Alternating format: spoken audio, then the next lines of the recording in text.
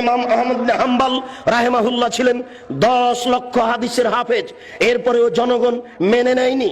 তার পায়ে রশি দিয়ে যেমন কুকুর মারা গেলে রাস্তায় মানুষ টেনে নিয়ে বাইরে ফেলে দিয়ে আসে, ইমাম আহমদ বিন হাম্বল তার যুগে নয়, এখন পর্যন্ত যত মানুষ এসেছে হাদিস শাস্ত্রে সবার চেয়ে বড় পণ্ডিত, এরপরেও জাতি তাকে মেনে নেয়নি, সমাজ তাকে মেনে নেয়নি। তার পায়ে রশি দিয়ে রাস্তায় টানা হতো, তাকে পিটানো হতো। ইমাম আহমদ বিন হাম্বলের মতো মানুষ জাতির কাছে সম্মান পেলেন না। আমরা জাতির কাছে সম্মান পাই বুঝতে পারি না। বুঝতে হবে আমাদের প্রচারের ত্রুটি রয়েছে। হক বড় তিতা, যা কালকে বলছিলাম। জাতি কেন সম্মান করে, জাতি কেন মূল্যায়ন করে? কই কেউ তো ইট মারে না, ঢেল মারে না, পাটকেল মারে না, সম্মান সহকারে খেতে দেয়।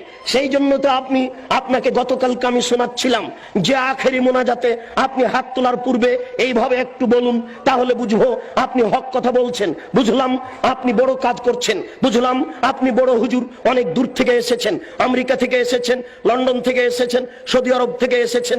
আপনি টুঙ্গির আখেরি মোনাজাতে অংশগ্রহণ করবেন, 1 ঘন্টা আপনি মোনাজাতে থাকবেন। সারা পৃথিবীতে মানুষ টিভি চ্যানেলে আপনার মোনাজাতে অংশগ্রহণ করবে। সেই টুঙ্গি থেকে নিয়ে মতিঝিল পর্যন্ত মানুষ একাকার হয়ে আপনার মোনাজাতে অংশগ্রহণ করবে।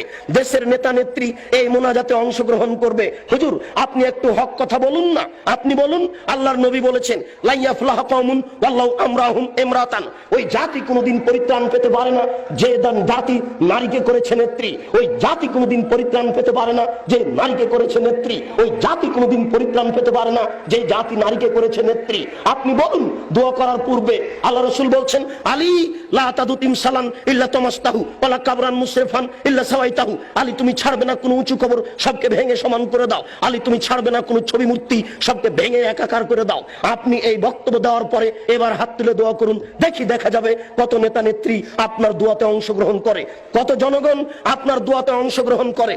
আপনি হাত তুলে দোয়া করার পূর্বে বলুন আল্লাহর নবী বলেছেন মান সাদ্দা ফুরজাতান বানাল্লাহু লাহু বাইতান ফিল জান্নাহ। আল্লাহর নবী বলেছেন সালাত আদায় করার সময়তে দুইজনের মাঝে যেই ফাঁকা রয়েছে এই ফাঁকা বন্ধ করে যে আল্লাহ তার জন্য জান্নাতে ঘর নির্মাণ করেন। আপনি বলুন একটু, এরপরে আপনি হাত তুলে দোয়া শুরু করবেন।